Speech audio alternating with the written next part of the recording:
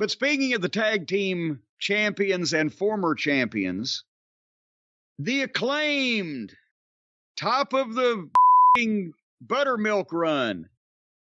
They were pitted in this program against the stellar tag team of Lee Moriarty and Big Bill.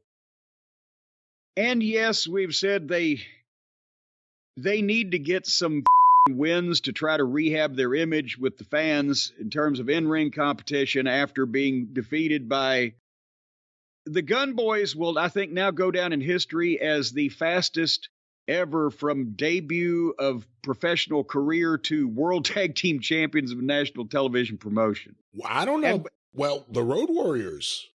What world tag team title did they win first? The world tag team title. And, they won the national tag team titles? No, I'm talking about world tag. I know. In my head, I'm trying to go through the year. Oh, well, actually, but they were on TBS. Okay. Besides the Road Warriors. Road Warriors were quicker. Point is, these two green teams, they're trying to keep them afloat after they pitted them against each other. And so the Acclaimed needs wins, but again, I don't know whether they need wins like this. It's Big Bill and Lee Moriarty. Stokely Hathaway is in the corner. And remember, I've said work-wise in the ring, I thought Bowens is usually ahead of Caster, but in this case, Caster starts out and he's nice and sharp. He hits a good arm drag. And they cut him off in 30 seconds.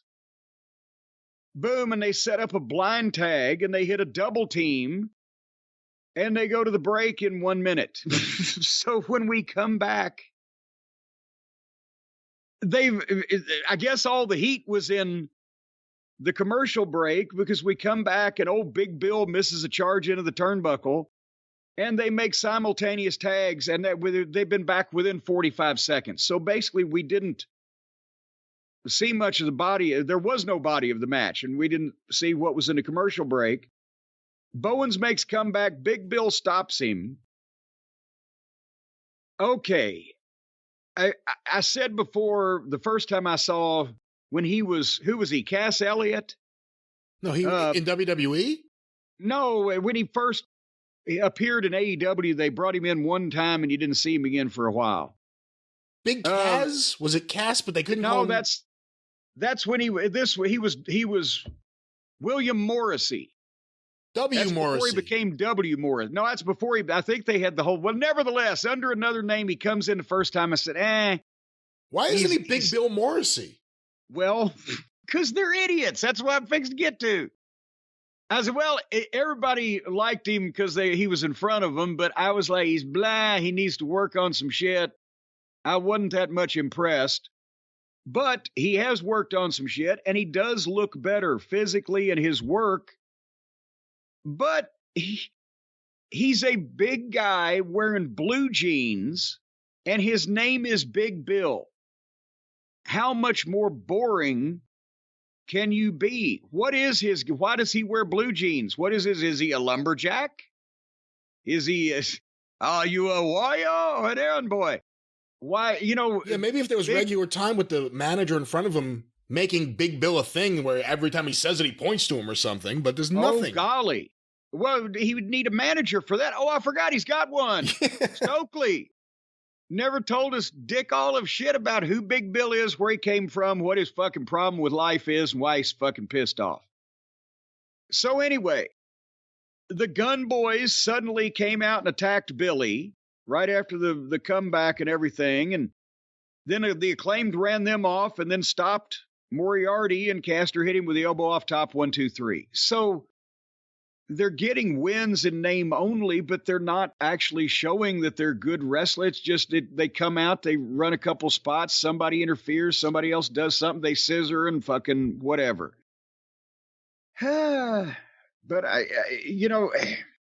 that's what we got in this company, is everybody is going to run in or be involved or hang around without any explanation, and it confuses the various issues. Any comments before we move on? I think we need right now to get them back to where they were, more rapping and shorter matches, wins. Very short matches. How could a match be any shorter than this? They showed 45 seconds on one side and about a minute and a half on the other side. It was actually a 6-minute match. It was just all in commercial. If you're only going to air under 3 minutes of the match, don't take a break in the middle of it. It's just... Here's another thing. I understand plans had to change because of everything that happened at All Out. But apparently Stokely was figured into things. I mean, that's the way it looked. He was tied in with MJF. MJF apparently was about to do something with CM Punk before everything else happened. Stokely would have been tied into that. Plans had to change. I mean, Moxley wasn't originally planned to not go on vacation and do things. He had to fix things. That's what Booker of the Year did. There was nothing better they could have done with Stokely. This guy was going to be in a main event program or around it. And instead, he's just a manager wearing funny outfits each week. Well, apparently he can't manage to manage. Somebody ought to manage that. Maybe he's being mismanaged.